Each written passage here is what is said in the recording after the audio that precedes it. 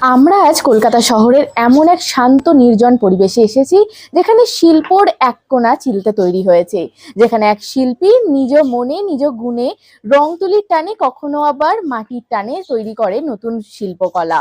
কখনো থাকে আধুনিকতার ছোঁয়া, কখনো আবার লোক সংস্কৃতির দেব দেবীদের চিত্র ফুটিয়ে তোলে নিজের মাধুর্যে। আসুন চলুন ওই দৃশ্যই আপনাদেরকে তুলে দেখাই আমাদের এই নিউজের মাধ্যমে। দাদা, আপনার নাম আর পরিচয়টা। আমার নাম সৌরভ দাস। আমি পেশাগত একজন আর্টিস্ট। মূলত কোন আর্ট ফর্ম নিয়ে আপনি কাজটা করেন? আমি মিসলিনিয়াস আর্ট ফর্ম নিয়ে কাজ করি। আপনার জার্নিটা কবে থেকে শুরু হয়েছে, ঠিক কিভাবে এগোলো, এখন কি পরিস্থিতি, সেটা যদি একটু বিস্তারিতভাবে বলেন। জার্নিটা শুরু হয়েছে খেলার চলে কাজ শেখা আর কি। বাবা করতো, বাবার হাতে হাতে ছোটবেলায় দেখে দেখে ওই খেলতে খেলতে কাজটা শিখে ফেলেছি। এবার এটা করছি আমি 2009 থেকে। এখন প্রফেশন এটাই বেছে নিয়েছে। এই হস্তশিল্প মেলা, মাঝে মাঝে কিছু হোলসেলারকে দিয়ে দিই, তবে 12 মাস আমার এই একটাই কাজ।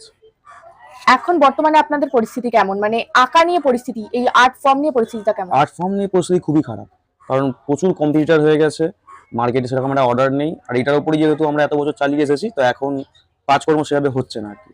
আমরা বসেই গেছি, ওই বছরে এক আধটা মেলা হয় ব্যাস, এছাড়া আর কোনো আমাদের কিছু নেই। এদিন আমার স্বপ্ন হচ্ছে আমাকে শুধু দেশের নয়, বাইরের মানুষও এখানে এই আর্টটাকে নিয়ে আমাকে চিনুক। আমি নিজের পরিচয় তৈরি করতে এই আর্ট ফর্মটা নিয়ে, কারণ এর বাইরে আমি কখনো চাকরি খুঁজিনি, আর চাকরি করার আমার ক্যাপাবিলিটিও নেই।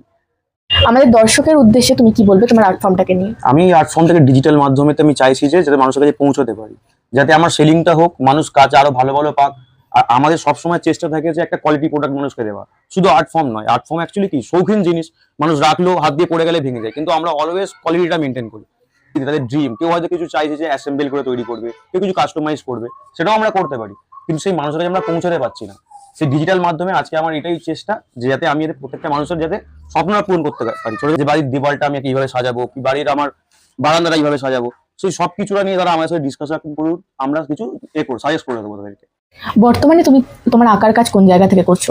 আমি কালীঘাটের পাশে চেতলা ছোট একটা এলাকা রয়েছে, এখান থেকেই আমি করে আসছি শুরু থেকেই।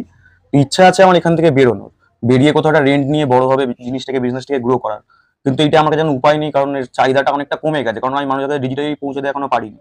তো আমি যদি পৌঁছাতে পারি, আমি অবশ্যই চেষ্টা করবো এই কাজটাকে নিয়ে বড় প্ল্যাটফর্মে দাঁড়ানোর জন্য। আপনাদের সামনে আজকে তুলে ধরলাম এক শিল্পকলার অনন্য চিত্র, যেখানে কখনো দেখতে পেলেন আপনারা মিসলিনিয়াস আর্ট ফর্ম, সেখানে রয়েছে কখনো মাইথোলজির ছোঁয়া, কখনো আবার লোক সংস্কৃতির ছোঁয়া, কখনো বাউলের চিত্র, কখনো আবার মা দুর্গার চিত্র। এরকম ধরনের আরো নিউজ দেখতে গেলে কিন্তু চোখ রাখতে হবে অবশ্যই স্মাইল ইন্ডিয়া নিউজ বাংলার পেজে। সুদীপা ঘোষের সাথে Pallabi Maiti reporting, Smile India News Bangla.